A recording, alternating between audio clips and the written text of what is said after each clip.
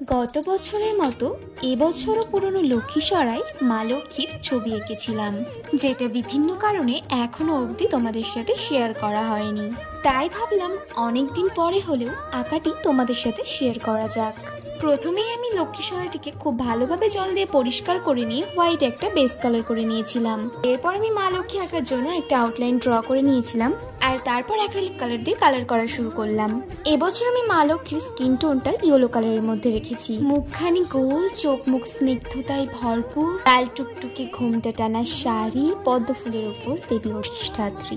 আগের বছরের লক্ষ্মী সরার ব্যাকগ্রাউন্ডটা যেহেতু আমি গ্রিন কালার করেছিলাম, তাই এবছর ব্লু কালার করেছি।